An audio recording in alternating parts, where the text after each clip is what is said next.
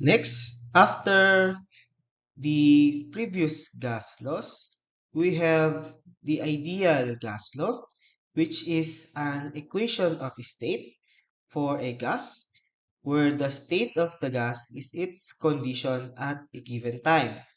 Okay?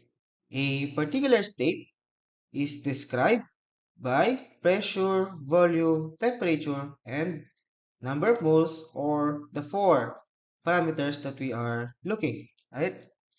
So to further explain this, initially, for example, the other gas laws or the Boyle's law,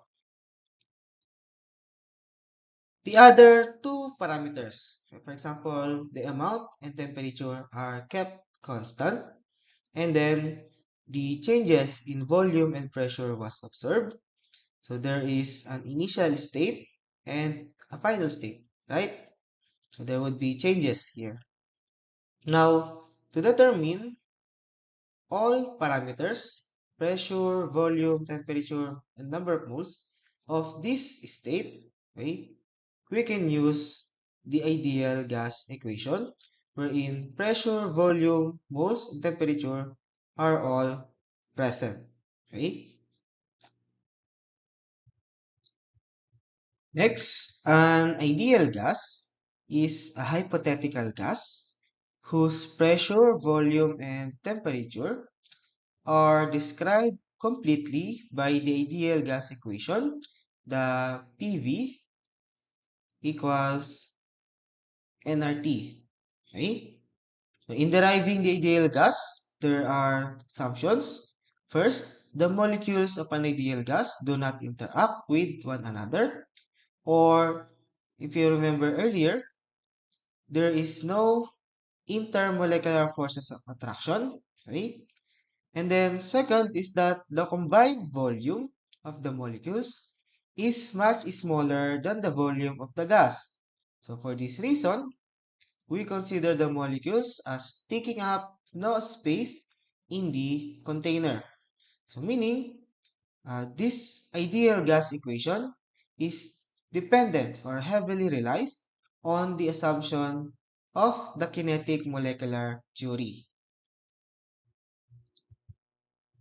Okay, next, for further applications of the ideal gas equation, since PV equals nRT and the N or the number of moles is equal to the mass divided by the molecular weight, we can use it to calculate for the gas density and molar mass. So for example, we have PV equals to the nRT, right? So PV, so we can substitute the N. This could be, sorry, mass, right, over molecular weight, and then RT, right? Again, density is just mass over volume. So if we divide the mass over volume, pressure is equals to mass over volume, right? So we increase cross here, or cross multiply. And then this is molecular weight, and then R and the temperature. Okay. Now, to solve for the mass over volume, if we separate this, okay, we again cross multiply. So pressure multiplied by the molecular weight divided by R and temperature. Okay? So that's how this equation came to be. Okay? So for molecular weight, so we just, again, we can derive this is MRT over molecular weight. To solve for molecular weight, this is mass MRT divided by pressure multiplied by volume. Okay? Uh, this is that equation. Now, if we have gases, okay, gas under two sets of condition, so we can combine the gas laws, okay, P1 V1 over T1 is equal to P2 V2 over T2, or this is P1 V1 T2 is equal to P2 V2 T1, or commonly known as the combined gas law. Okay, now let's use the ideal gas equation to solve some problems. Okay, calcium carbonate, the principal compound in limestone, decomposes upon heating to calcium oxide and carbon dioxide. A sample of calcium carbonate is decomposed and the carbon dioxide is collected in a 250 ml flask. After decomposition is complete, the gas has a pressure of 1.3 atmosphere at a temperature of 31 degrees Celsius. So how many moles of carbon dioxide gas were generated? So again, our equation is PV equals nRT, right? So we have first, okay, the gas has a pressure. So we have a pressure, we have a temperature, and a volume, the container, meaning we are looking for the moles, right? So to solve for the moles, we need to divide by RT.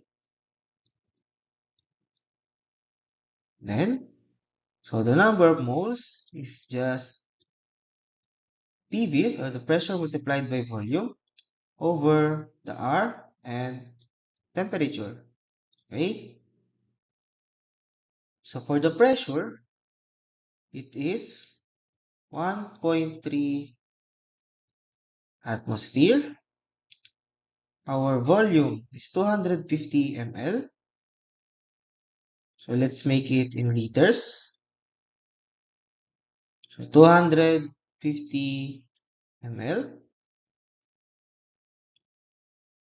Say 1000 ml is 1 liter. So you can calculate for your calculator. This is 0.25 liters. 0.25 liters. Again, for the values of R, you can go back to the universal gas constant values. Then, when using the R, okay,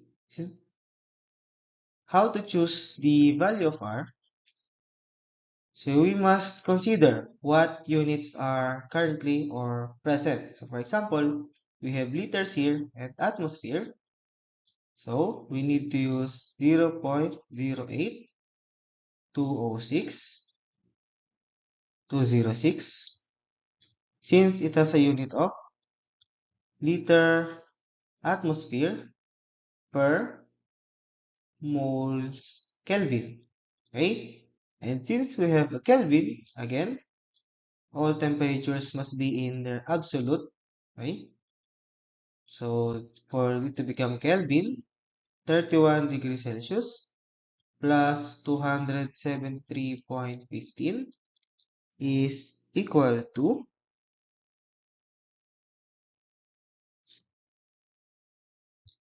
okay, next, a sample containing 0.35 mole of argon gas at a temperature of 138 degrees Celsius and pressure of 568 torr is heated to 568 degrees Celsius and a pressure of 897 torr. So calculate the change in volume that occurs. Now, since we have the moles, let's say N1, an initial temperature, T1, and the pressure. P1. Then it is heated, so this means this is your temperature 2 and pressure 2.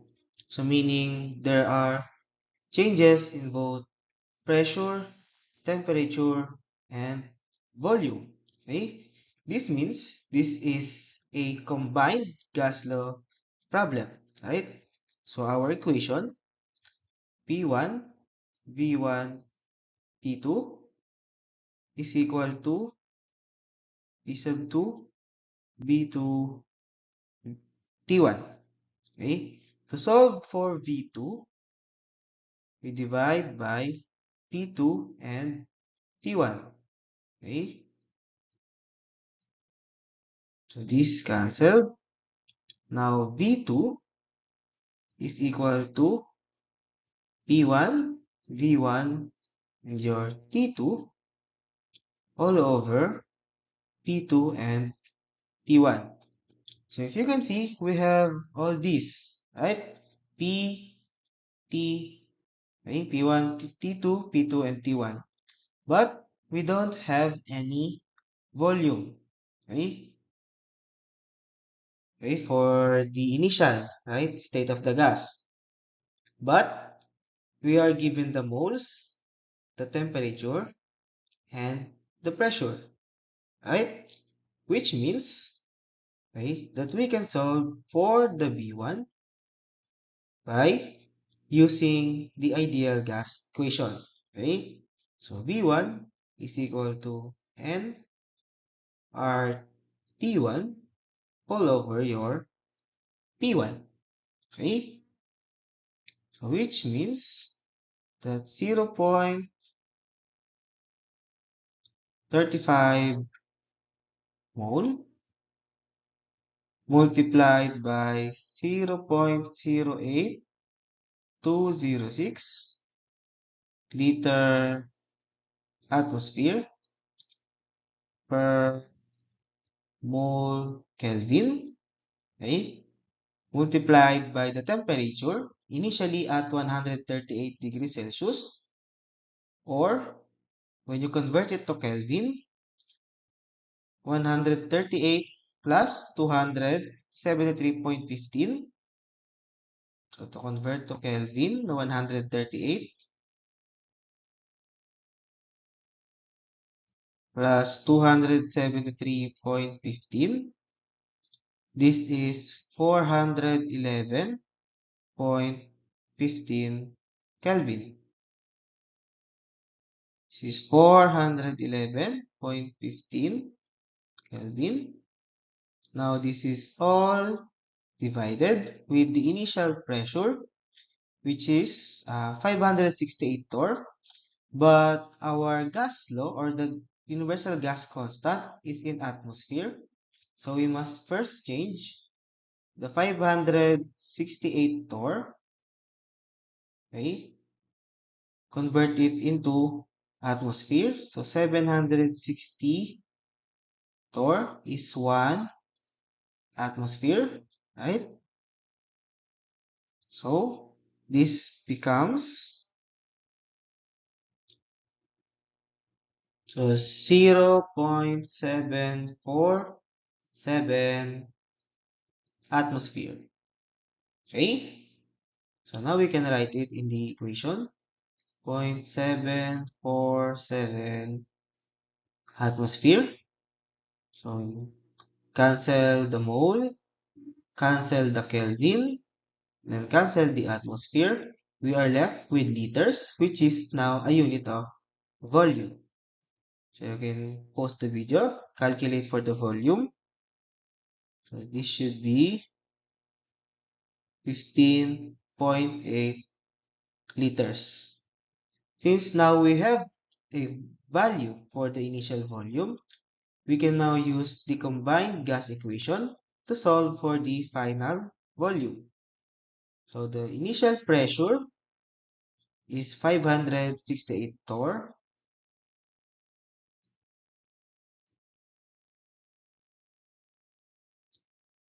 Our initial volume is 15.8 liters.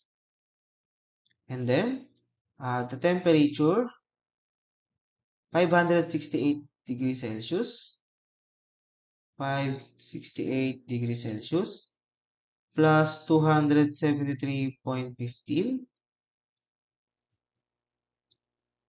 This would be 841.15 Kelvin. So I can write it here, 841.15 Kelvin. This is all over P2, right, which is 897 torr, and our initial temperature T1, which is 411.15 Kelvin. Okay, so the unit of pressure torr is cancelled. So with the temperature, again, do this in your calculator. This should be 20.5 liters. So to check again, we can use the Boyle's law, right? Again, pressure and volume is inversely proportional. Let's check.